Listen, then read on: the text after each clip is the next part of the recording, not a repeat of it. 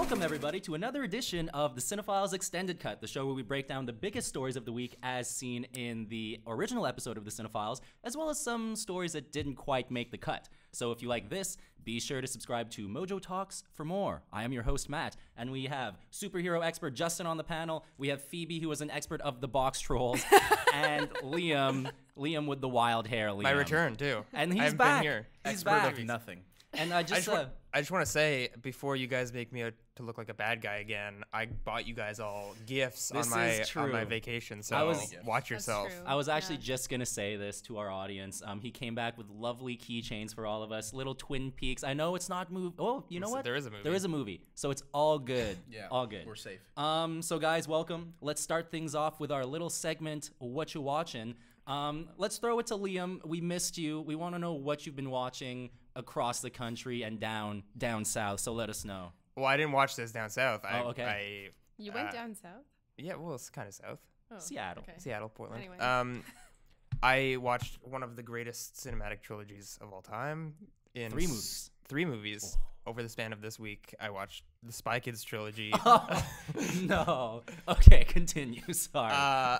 Those movies are ridiculous. They're the greatest kids movies ever, I think. I mean, like, it almost feels like those movies are directed by a child because, like, they just have everything in them. Like, I remember watching them as a kid, they were like, I want to be those kids, you know? I don't know. Okay. I caught the second one with you, and, like, you're right. And it's funny that it's just, like, Robert Wait, you watched some with him? Justin was, finally I didn't watch a movie by myself. We'll watch Spy Kids 2. Delightful motion picture. Oh, you missed the first one. The first one is the best one, I think. I'll have to revisit it. Revisiting them all, like, 10 years later is crazy because, like, you realize how many corners they cut making those movies, especially the third one. At the end, there's just, like, these shots of every character in front of a green screen, but it's only, like, 1 or 2 characters, so you could tell nobody was there at the same time. Wow. At the same time. They just shot them all differently. Wow. Like, the third movie almost feels like nobody was making it together. It was just whoever was on set that day. I feel like we're talking about this way too much. Nobody's like, I want to watch Spy Kids 10 years later and see how my experience changes. Except for the third one, because they probably couldn't get it in 3D anymore. Yes, that's why. All fun facts. I just want to point out it's hilarious that you're talking about that on a show called CineFiles. I mean, why? Because do cinephiles watch Little Kitty? It's Robert Rodriguez, man. He's one of the greatest American. Let's end it on that. Let's end it on that. Phoebe, what have you been watching? Well, this week I spent a lot of time watching Seinfeld, which is not a film, but I also got the chance. You had one job and it was to watch a movie, Phoebe. I know. It's been Seinfeld. It's been a tough week. It's been a tough week. But yes, I did rewatch Box Trolls, if anybody was wondering. Oh, you talked about last week. I talk about it every week, if you notice. It's a great film. That's all I have to say about that. Excellent. I don't think you're the first person I think I've met that have seen that movie. That's fine. That's fine. It doesn't mean that I'm the only one who watched it. Yeah. We're out there. So I strategically made sure we talked to Justin last because he saw perhaps the biggest crossover event in cinematic history, or just in history generally. Yeah. Saw the Infinity War, guys. It's with the Avengers. You have to say Avengers. It's a doozy. This movie.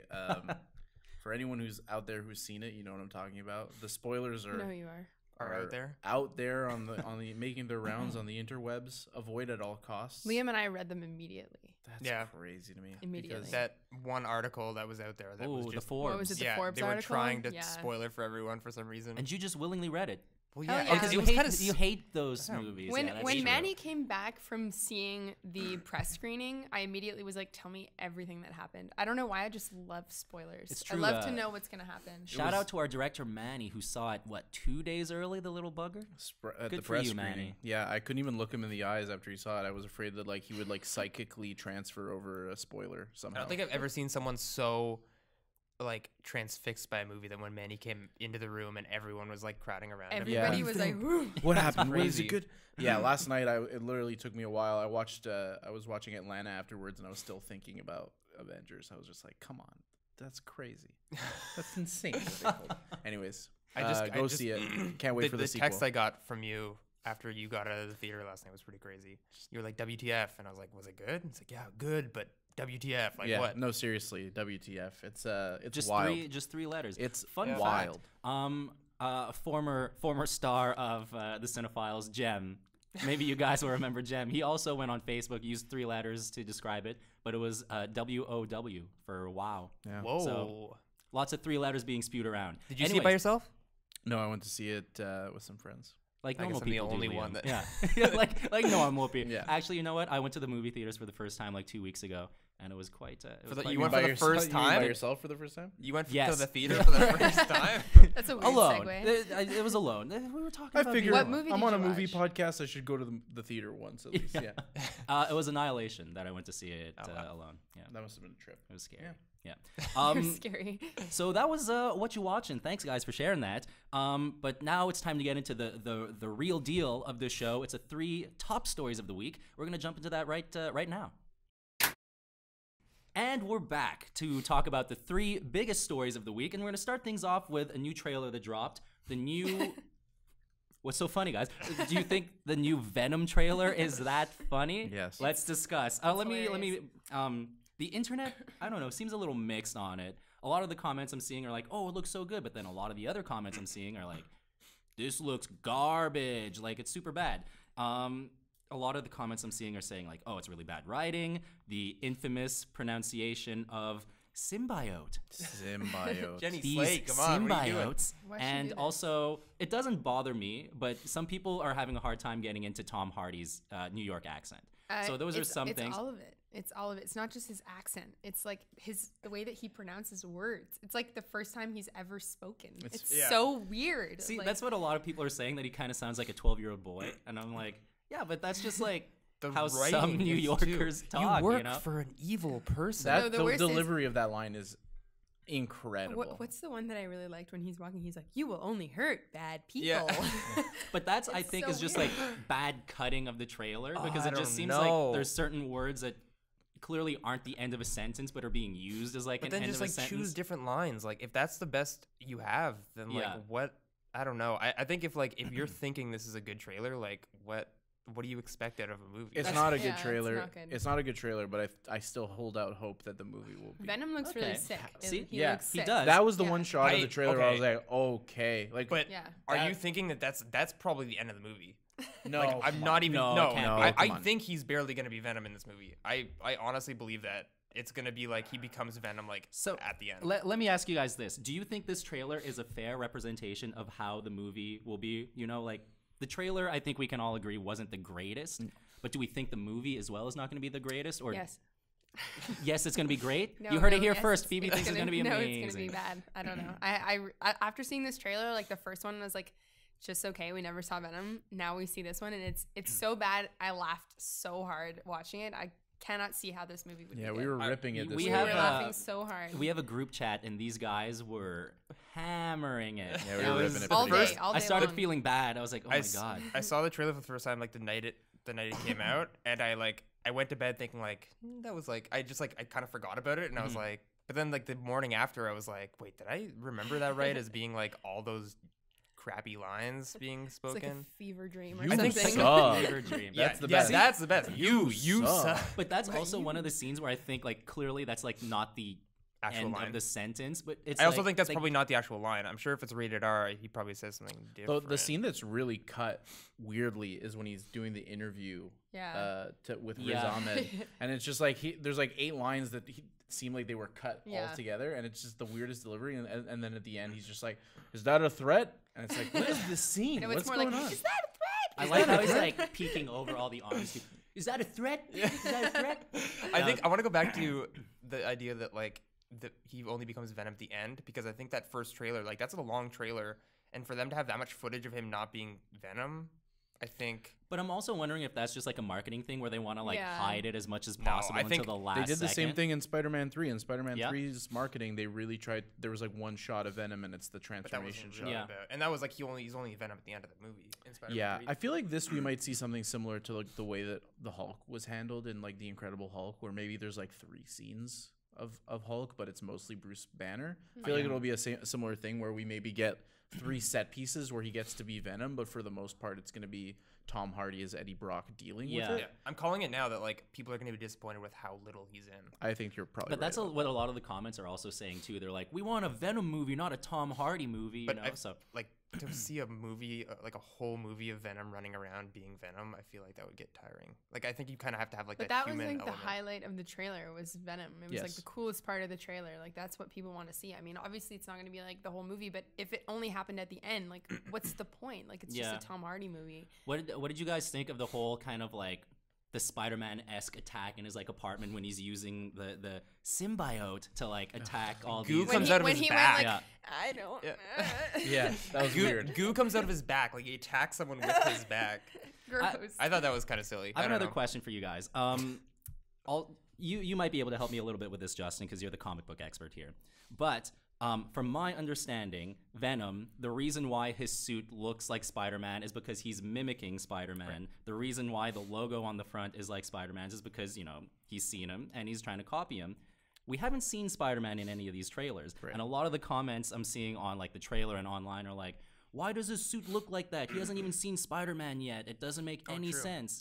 So it's like, we haven't what do you think? What do we think of that? The way that it works in the comics is that Spider-Man bonds with the alien symbiote. Yeah, see, now we're just gonna adopt that pronunciation. You're like a professor now. It's like, well, okay, class, here we go. Symbiote. Well, if you refer to issue number 300 of The Amazing Spider-Man, the first appearance of Venom. Is that actually the 300? Yes. Whoa. Wow, that's impressive. So, anyways, wow. that was literally just to spew a number. I didn't actually have to bring up that issue. But anyways, Spider-Man joined with the alien costume first. It adapted to his spider abilities, so it kind of had like a cool white insignia. It happens in Spider-Man 3, exactly. Mm-hmm. It has the cool white insignia. Then Spider-Man realizes that this suit has a mind of its own. He separates from it. It joins up with Eddie Brock, who has his own reasons for hating Spider-Man. Both the symbiote and Eddie hate Spider-Man. They join together, and Venom has the white insignia on his chest, the same one that Spider-Man had when he wore the suit. Yeah. In the Ultimate Spider-Man comics, which is like a different continuity, Venom isn't an alien. He's more of a kind of similar to what they're doing here. It seems like he's more of an experiment, something that they like kind of created on purpose. This seems like it's mixing both. It came from a planet, but then experiments kind of created it in some sort of way. Interesting. Okay. But he doesn't have the insignia because it kind of doesn't make sense in that way. Yeah. And I think they're going to do the same thing with this movie, is that they're just going to do all black. And it seemed like there was some white hints or like white veins, but I don't think they're going to do a spider insignia. Yeah. Because it just wouldn't make sense without the context of like it was with Spider-Man first. Interesting. I think the cast of this, I'm like really I'm mostly disappointed because the cast is like so great. Yeah, but, like, I feel the same way. And I'm like, why are you doing this movie that like is obviously not? And see, that's what I also think too. Like, a lot of people are kind of like poking fun at Tom Hardy's performance in this trailer, in the movie. But I just feel like if this were in any other movie, like let's say it was like a New York drama or something and he had that accent, I don't think we'd be kind of like poking fun at it as much, you know? It's just the fact that this trailer isn't good at all. We're just kind of like poking fun at everything. I think they've got to be hiding something. Like, I think like there's got to be some reason that this trailer is so bad, you know? Like, it's either like they don't have enough footage ready. They purposely made they don't have enough like CGI ready, or like I don't know. They don't want to show the CGI scenes, maybe, or like they're cutting around the fact that it's rated R because like they have to make that's what I thought it was. Like, they're cutting around all these F-bombs, and that's why it sounds so weird. So make a Red Band trailer. I don't know. That's what I think. That's a great point. Yeah. They haven't released one, right? No. Maybe so like it may not even be rated R. The trailer that came out like a few weeks ago, that one was like riddled with swearing. And nobody. It just seems like there's something like.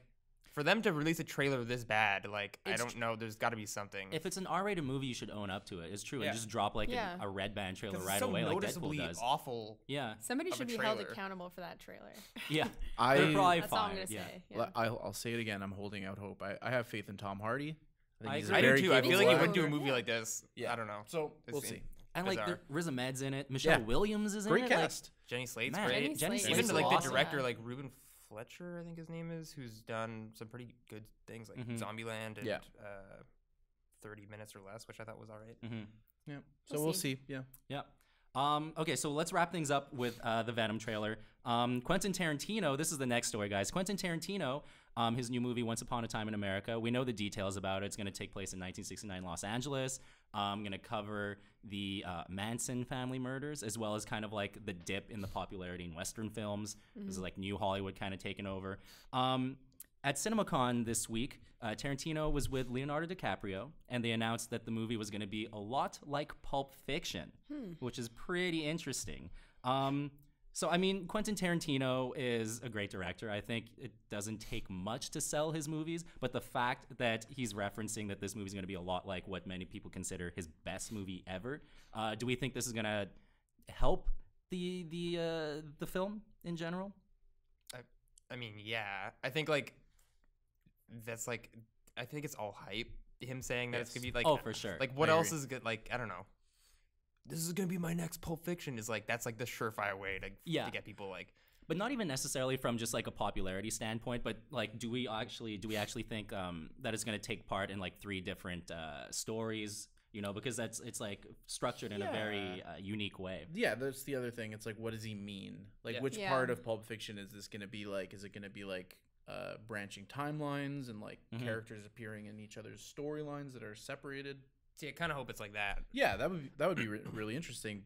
But I feel like, yeah, he knows what he's doing when he's invoking Pulp Fiction, and he knows what he's doing, especially coming off of 2 Western movies where people are kind of like wanting to see him go back to like the gritty like That's crime a good point. stuff. Yeah, totally. I feel like he's like, yeah, baby, I'm back. Pulp Fiction. Remember that? I did like that. If he's gonna hype his movie, he's not gonna be like, yeah, this movie's gonna be a lot like Death Proof. It's gonna be exactly. He's like obviously gonna go for his best movie. Yeah.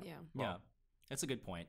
I guess another question is, if he wants to really kind of amp it up, is it going to be playing in 70 millimeter? Oh, probably. Probably. I mean, he shoots all his movies on film. Just want to point out that the person who resurfaced that trend was Paul Thomas Anderson. And I don't think with the Master, and no one gives he doesn't get enough credit for that. Like when that happened, that was a major thing. Like who makes 70 millimeter movies anymore? But it wasn't exactly like there's a difference between Paul Thomas Anderson doing it for the Master and and I don't know if Quentin Tarantino with Hateful Eight. Yeah. You know what I mean? It's like there's a lot more people seeing Hateful Eight than there is seeing the Master. For sure. And then like now I don't know what the production was like, but then you see things like Ready Player One is showing in 70 millimeter, and it's just like, can you believe that that's the legacy of the Master, is that it brought back this like giant film format? It's kind of interesting. It is interesting. Yeah. I'm interested that Quentin Tarantino's doing a little tip of the hat to his buddy Robert Rodriguez with Once Upon a Time in Yes. Yeah, totally. Mexico. You've been watching too much Spy Kids, Liam. I can't wait to do a double feature now. Oh boy. Isn't it a hot take to say that I didn't like the Hateful Eight and that I'm like elaborate. I really didn't. I didn't enjoy it. Like when I went to go see it, it was a weird experience. There was like a heckler in the theater, so it was really like scary. You were heckling? No, there was not me. There was a heckler. I was not the heckler. This is the first time I ever went to a movie to heckle it, so it was interesting. No, but I just found it was just like gratuitous and with its violence, and like not in like a good way, not in like a fun, especially like, towards way. Women too. Like it was really not great for me. So I don't know. I mean, like I'm really excited about the subject matter of this upcoming film. Like I think that it's like so interesting, and it's like it's weird because we're seeing like a resurgence of films that are set in like that sort of like, you know, like the end of the golden era of Hollywood or whatever, and sort of like the new Hollywood coming in and replacing it. So I'm really excited about that and the Charles Manson sort of themes as well. I find that really interesting. But the Hateful Eight like really, really let me down, and I don't know. I agree. I mean, I thought it was a fine movie, but compared to like the rest of his filmography, it was not good. Because Django Unchained for me was like incredible, and like Inglourious Basterds is like one of my favorite movies of all time. Me too. And then, oh my god. Oh my god. Yeah. No. Anyway, it's the only Quentin Tarantino movie that I've only seen once. Which one? Same. The Hateful Eight. Yeah. I saw it in theaters, and I was like, that was exhausting. And I did like it. Jackie Brown, you've seen that more than once? Dude, I could barely sit through that once. Incredible. You should revisit it, honestly. Jackie Brown is an underrated. Go revisit my old friend Jackie Brown. Yeah, go say hello. It was almost I'm in the neighborhood. I know someone named Jackie Brown. I don't believe no, you don't. Yeah, exactly. And then I think like just to sort of speak what I was saying about the Hateful Eight earlier about like the gratuitous violence, and you watch something like Kill Bill where it's like it's super violent, but it makes sense. You know what I mean? Stylized. Like Totally. It's stylized, it's purposeful. Whereas the other one, it was sort of just for like the shock value of it, and I think that was where I had my issue with it, because I'm not opposed to violence in film at all. Like I love it, in fact, a lot. But yeah, I just found that very strange. Yeah. That's fair. Any future filmmakers out there, Phoebe loves violence in movies. So just keep killing people in movies, and she'll show up. Phoebe will show up. I'll be there. It's funny. We did a little review on the season 1 premiere of Westworld 2. Check that out. That's our little plug for that. But all her favorite Maddie. moments were just like the most dark and disturbing things. I was like hiding it, but inside I was like, oh, Well, my our God, favorite she's movie scaring is The me. Box Troll, so. Yeah. It's a darkest. murderous film. Yeah. Truly disturbing stuff in there. Okay, guys. Are you ready for this next one? No. I know Justin is. I'm born ready. Actually, are you? You might still be shook. I'm very shook, He's but I'm so still shook. ready. We're teasing this real good here, guys. The number one story of the week is my God. Avengers Infinity War. Obviously, it premiered this week, and it looks like it's going to set the box office on fire, if you didn't already know that it would. But it's Someone looking... call 911 because the So- box yeah. office is about Oh to my be on God. It's fire. gonna be on fire, but it's supposed to make upwards of 250 million smackers opening weekend. And just to give you some context as to how much that is, the current first place opening weekend right now is Star Wars: The Force Awakens, which Wow. sits at 247 million. Second place is the sequel Last Jedi at 220 million. And then third is another Chris Pratt movie, Jurassic World, 208 million. Yeah. Good film. So it looks like it's going to be huge. And it has to be because it's also, fun fact, the second most expensive movie ever made at $300 million. It's tied with a few others, one of them being Pirates of the Caribbean. I forget which one. One of those. But one I of think- those isn't ones. it on Fourth one. Stranger Tides? Yeah. Well, On Stranger number Things. one movie. On is, Stranger Things. The number one movie is one of the Pirates movies, the most recent one. I think Yeah. they're Yeah, all yeah. like 1, 2, 3, 4 or something like that. Yeah. 'cause Yeah. It's like crazy. So what do we think of that, guys? Actually, let me ask you this question. This is clearly, like we joke about, it's like the biggest crossover event in history. Chris but it's over like event. Sorry? Chris over event. there are We a got lot all of Chris about Chris's. Evans, Chris over. Pratt, Chris Pine. and No, no. Chris Pratt. Never mind. Chris Pratt. Chris Those are the Chris's. Evans. and Chris Evans. Chris Captain Evans. America, man. The Yeah. leader. Yeah. The leader. I thought I pronounced something wrong. I was like, I said Chris over? Oh, I got Jesus. scared. Never mind. So, I mean, this is clearly like, honestly, like, even if you're not a huge fan of superhero movies, Liam, and myself, and myself, but I mean, it's very hard to deny that this is probably like one of the most anticipated movies in like the last 10 years. Even it's like this is huge. This is a huge deal. If this wasn't the biggest, highest grossing movie of all time, failed. like I they would be failed shocked. because like they've Exactly. been building to this for 10 years. Yeah. So like, there's Yeah. no way. Yeah, I agree. Which leads to this question: is this the pinnacle? Like, is this the highest point the MCU will reach in terms of movies? They still have the sequel coming out. Maybe that'll be it. Yeah. We have think seen dips that in will sequels though. probably But basically, I guess like after this is all wrapped up, is it gonna still stay at the top of kind of this whole, movie spectrum, or are we gonna start to see it slow down? I think Justin's struggling it's so internally tough, man. to answer it's so this tough question. to answer this okay. question without diving into spoilers. By the way, if you want our spoiler review, that's coming out. We're talking spoilers, so you can check that out on MojoTalks. There's also a spoiler-free review for those who don't want spoilers. Yeah, no spoilers. Yeah, Check that one no. out. And like, I don't know, man. It's just so insane the stuff just that like- happens in this movie that I feel like from here, the only way to go is up. Really? Yeah, I feel Really? like, Okay. Yeah, Are you I- sure? I do think Because so. I yeah. feel it's so high. I was gonna say like, where do you even go I agree. for movies? Like for big budget movies from here, it's like just more A-list actors. Like, how do you get bigger than this? this Because movie. it's like 20 lead characters in this movie, and like probably so much stuff going on screen. Like, how do you make a bigger movie that's gonna wow people anymore? That's Man, the question. they've been doing it in comics for a long time, Yeah. elevating. So what? No, I was just saying I was agreeing with you. What? Movies, So- like, so cynical no, they about haven't. Justin. No, they haven't. movies But are a different beast. they are a however. different beast. But the thing that's amazing about this movie, and we talk about this in a review, is the Russo brothers have created a movie that feels like a comic book crossover in the truest sense of the word. And like, if that can continue, if they can continue to take that dynamic and adapt it to these big stories, I don't see a ceiling for it because they've made it work with, I can't even count the amount of characters in this movie, but I didn't feel like any of them were underserved. I really did feel like Wow, all okay. these characters had a clear purpose. There was no one where I was like, well, you could have left him at home. And there were characters, I won't spoil anything, that were kind of left on the sidelines, but even like the ones that appear on screen all had a reason to be there. And I feel like if you hand over the reins to the Russo brothers, you'll be in good shape because they seem to know what they're doing when it comes to making what works in comic books work on the big screen. I think it helps that there's two of them. Even exactly. even with the potential of some of the bigger superheroes potentially not returning. I think we'll avoid spoilies. Marvel's bench is so deep that they're going deep into the playoffs. Maybe. Yeah, they're going. Yeah, they have a lot of bench warmers on. Yeah, no, their bench is deep enough that like there's so many good supporting characters, and I think that without getting into spoilers, the characters that we want to see will always carry the MCU. And that's all I'm going to say. I guess there's like in the comics, the comics, I think there's so many universes that they still could explore, right? Mm-hmm. I know we were talking yesterday about, which apparently aren't good. I didn't know that, but like the Marvel zombies, like imagine they brought those in and like they brought those in and like I don't know. I feel like there's just like there's so many universes of characters that I'm still learning about that like I'm sure they could go and make interesting movies out of them. I don't know. Okay.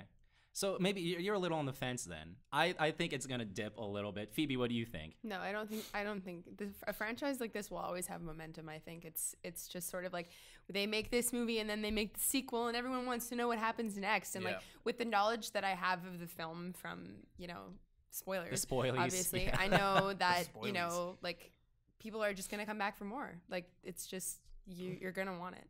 So do we think that it's gonna fall into the kind of same pitfalls as like the Western, because the Western was like the biggest movie genre for so long. That's what I'm thinking is like when and does it this eventually end? died. You know what I mean? Like when, like is the superhero movie just gonna be the biggest thing forever? Like is this just like our reality now where if something doesn't have a superhero in it, it's like not. I mean, but I guess that's like what you were saying, Liam, before is just like there's so much and you too, Justin. There's just so much source material to kind of like grab from. So there is, and it's not exactly the same as Westerns.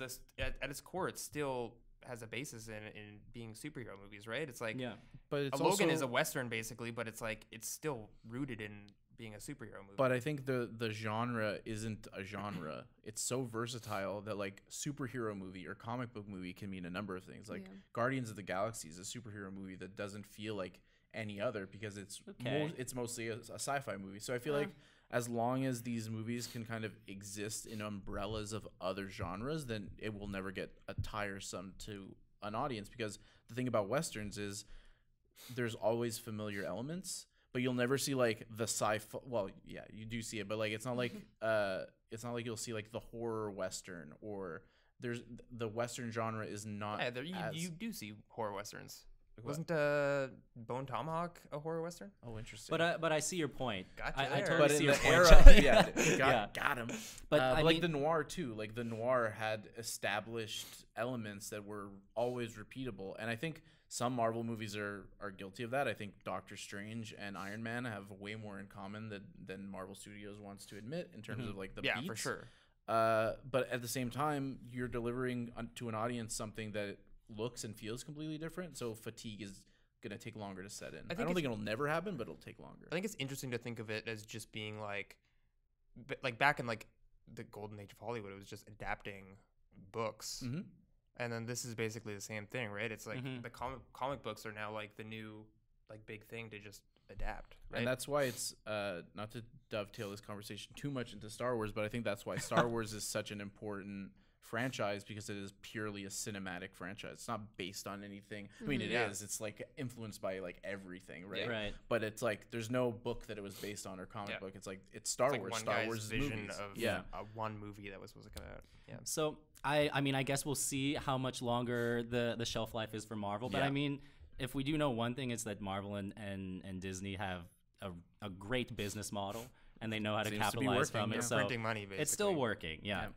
So those were the three biggest stories of the week, guys. Thanks for listening. We're going to take a little quick break, and then we're going to come back to a little segment called The Cutting Room Floor. These are the three stories that didn't quite make the cut for the original show. So we'll get to that soon.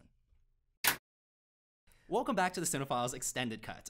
So if you want to check out the show as an audio podcast, we're on iTunes, Google Play, and Stitcher for all you guys listening. Now it's time for the cutting room floor, and Phoebe just cannot wait to get started. She's bursting at the seams here. All right. The first one we're going to talk about is a horror movie that's taken the movie world by storm recently. It's called A Quiet Place, directed by John Krasinski and starring wife and amazing actress Emily Blunt. they're already talking about a sequel, guys. Yep. And we have members of the panel who have seen it. Is this a good idea, or does this just reek of cash grab? What do we think? The ending, I think, I don't know. It's a weird one. Open-ended, or? It's open-ended in the sense where it's like an ambiguous ending, but I don't think it lends itself to, like, I think I would prefer to just see it open and closed. So Liam, you're a big Cloverfield guy. You love Cloverfield. Huge. Oh, there was some. Sorry, never mind. Because people are making the connection of like, oh, this feels like a Cloverfield movie in that like it has like that weird genre element. They're doing something different, and ultimately it's like centered around monsters and stuff like that. I think that's a great model to follow if you're going to do a sequel to this. Like, take the concept at its core, and then just tell a different story. Tell a different story. Let's follow different characters. Let's not return to the same. Like, they probably will, but I'd rather see a movie set in that universe, set in that world that they spent so much time like meticulously building the rules to. Yeah, I'd like to see a different story, like a different experience. I think the ending of the first one really implies. It almost like is setting up the most obvious sequel idea, which it's like a little too obvious, and that's why I don't want to see it. Yeah, I think that is like a really interesting idea of just having, because like you, at certain points in the movie, you get like an idea that there's other people like surrounding them that are going through this like a similar thing, and I think that would be super interesting. Which is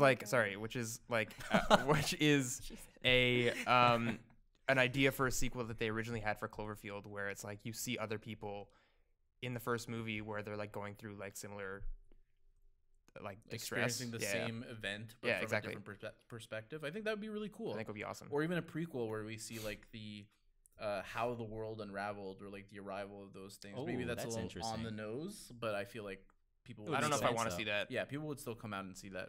Phoebe, you had some questions. May I speak now? No. Liam, that was quiet place. We're all supposed to be quiet. It's 2018. I was gonna say it feels like a cash grab to me. They're not talking about a sequel. It's already starting. They're already starting to get the ball rolling. Well, there you go.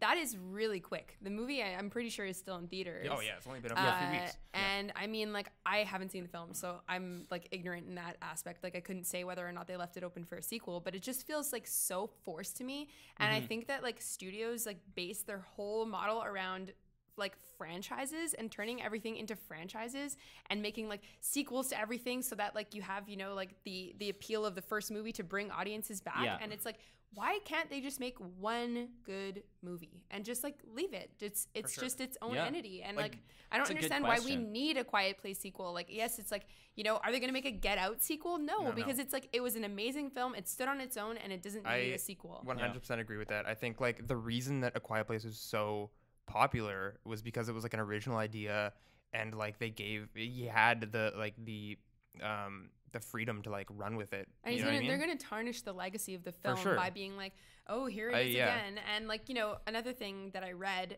was that John Krasinski is not confirmed to be even coming back as a director.